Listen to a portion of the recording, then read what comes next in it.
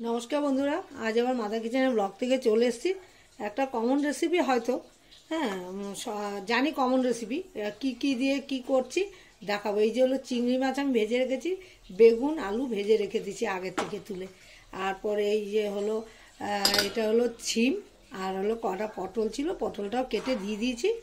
আর দেবো হলো জিরা, তেজপাতা, শুকনো লঙ্কা আর পাঁচফোড়ন, এই যে দিয়ে দিচ্ছি। সর্ষে তেলে আমি করছি।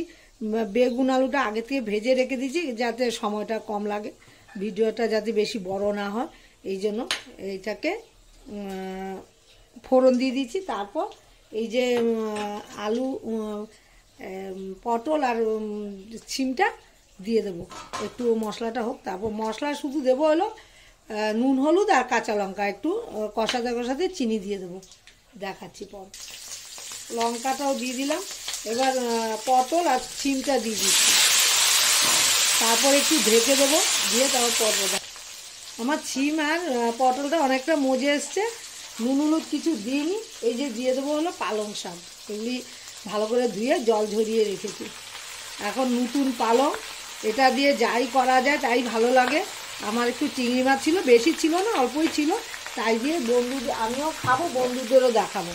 তারপর দিয়ে দেবো হলো নুন হলুদ। এটা করতে বেশি মশলা কিছুই লাগে না।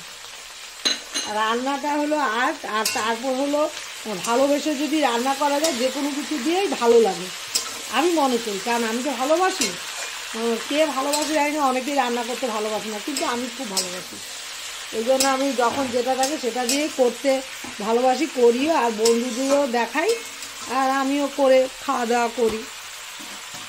তাই এটা হলো কথা। আর এবার আবার ঢেকে দেবো। শাকটা আমার অনেক মজে এসছে।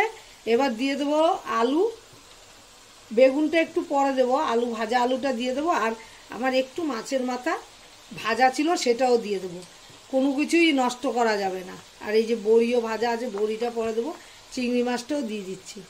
আর এই যে বেগুন ভেজে রেখেছি, বেগুন ভাজাটাও দিয়ে দেবো, কারণ বেশিক্ষণ আর না রান্না করলে চলবে, মানে প্রায় সেদ্ধ হয়ে গেছে। আর আমি কষাতে কষাতে একটু চিনিও দিয়ে দেবো।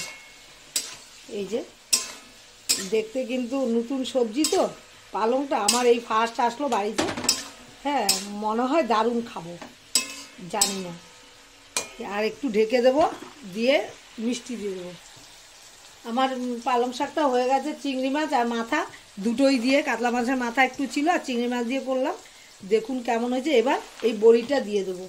আমি কষাতে কষাতে একটু মিষ্টিও দিয়ে দিয়েছি, কারণ যেহেতু শাক পাতা তো একটু, মানে খুব বেশি দিন, আমরা তো মিষ্টি এমনি তাছাড়া পছন্দও করি না খুব একটা, হ্যাঁ, মিষ্টি একটু দিয়েছি।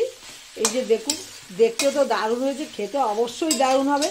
আমার রান্নাটা যদি কোনো দিক দিয়ে সবাই জানি পারে, আমার থেকেও পারদর্শী লোক আছে আমি জানি, কিন্তু আমার কাছে আমিই মনে হয় পারদর্শী আর কি। যাই হোক, আমার রান্নাটা যদি কোনো দিক দিয়ে ভালো লাগে, আপনারা লাইক শেয়ার মানে সাবস্ক্রাইব করে দেবেন। আর সবাই ভালো থাকেন, সুস্থ থাকেন, আমিও ভালো থাকলে নতুন নতুন রান্না হোক যেই হোক আমি সবসময় দিতে থাকবো। আমি যেটা খাবো সেটাই দেবো।